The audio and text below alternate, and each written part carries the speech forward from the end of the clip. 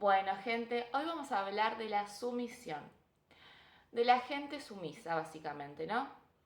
Que incluso uno sin ser psicólogo, coach y demás, puede distinguir fácilmente, a veces sí, a veces no, si la persona es sumisa o sumiso o si tiende a eso. Pero, ¿qué es la sumisión puntualmente? ¿O qué característica reúnen ese tipo de personalidades? Básicamente, la persona sumisa acepta y se somete al control, la autoridad y a las influencias de casi todas las demás personas que la rodean. Esa es la característica fundamental. Luego hay un par de características más complejas y en común de las personalidades sumisas, de las personalidades sumisas, que suele estar bastante arraigada en ellas. La primera característica es la obsequiosidad. Ustedes dirán, ¿qué es eso? Bueno, ahora se los explico de manera muy fácil cómo trato de hacerlo en general. La obsequiosidad es la disposición que tiene la persona, en este caso sumisa, a cumplir órdenes y a cumplir con las expectativas que tienen los demás hacia esa misma persona, hacia uno mismo, y sin cuestionarlas. La segunda característica en común entre las personas que tienden a ser sumisas es la evitación de desafíos. Esta característica, no sé si notaron, que se comparten con otro tipo de personalidades y en algunos casos trastornos de personalidad también. Bueno, la palabra o el título es bastante fácil, pero lo voy a explicar también.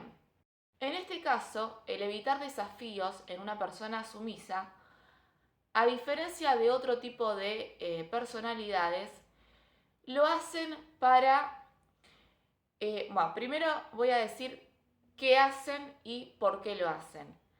Tienden a ceder constantemente, pero mega constantemente, a las demandas de los demás. ¿Y por qué? Porque quieren mantener la armonía y evitar confrontaciones. Por eso, una característica de evitar desafíos, a diferencia de otros rasgos de personalidades y o trastornos de personalidad, la persona sumisa evita desafíos para mantener la armonía y evitar todo tipo de confrontaciones. ¿Y cómo logra esto? Uno dice, bueno, evitando desafíos. Pero básicamente, o para que se entienda más fácil, es cediendo prácticamente a veces a un 100% chicos, no siempre, pero a veces sí, a las demandas de los demás. Y no solamente de su microentorno, incluso de gente desconocida. Como tercera característica en común entre las personas sumisas está la baja autoafirmación. ¿Y esto qué quiere decir? Esta característica, la persona sumisa, refleja que tienen una muy baja o una carencia total de expresión de sus propias opiniones, deseos y necesidades. Y siempre priorizan a los deseos, opiniones o necesidades de los demás. Y repito, no solo de su microentorno, muchas veces de gente que recién están conociendo, como puede ser un compañero de la facultad. Hola, ¿qué tal? De qué trata el tema? Llegué tarde y le preguntan algo y empieza un mini diálogo y ya la persona sumisa está limitada en expresar su opinión y está constantemente expectante a cumplir con la expectativa del otro y a aceptar así, sí, todo lo que vos decís es así, tenés la razón, por más que piense completamente lo opuesto. Por eso se dice que priorizan constantemente los deseos, opiniones y necesidades de los demás. Les quiero dar un dato que por ahí no la tenían. Ser sumiso no necesariamente es sumamente negativo. ¿Por qué? Les hackeé el cerebro ya, ¿no? Porque en muchas situaciones cotidianas, como laborales, facultativas, entre otras, pero creo que un ejemplo muy claro puede ser lo laboral y lo académico, la persona sumisa, al evitar confrontaciones, peleas y demás, ayuda a que el grupo laboral o académico pueda continuar con sus tareas, con sus proyectos, que muchas veces son en comunes, en un sector de cierta área, de cierta empresa, en un proyecto facultativo. Entonces, en ese caso, en esas situaciones o microsituaciones cotidianas, la persona sumisa suma, conscientemente o no, suma.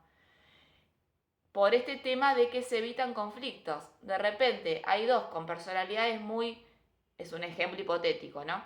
Personalidades muy fuertes, carácter fuertes, muy seguros de sí mismos, se están ahí, pica va, pica viene y está ahí que no se sabe cómo termina la cosa. La persona sumisa le sale y le nace tan fácilmente bajar los decibeles que contagia ese deseo de armonía en el grupo, por lo cual en algunas situaciones cotidianas la sumisión parece que no, y hasta me cuesta decirlo y no quisiera decirlo, pero es una cualidad valiosa. El problema aquí es cuando la sumisión o la persona sumisa ya lo padece de manera excesiva o extrema, porque ya ahí directamente a la corta, a la mediana o a la larga va a afectar su autoestima, va a tender a la súper baja autoestima y también a su autonomía.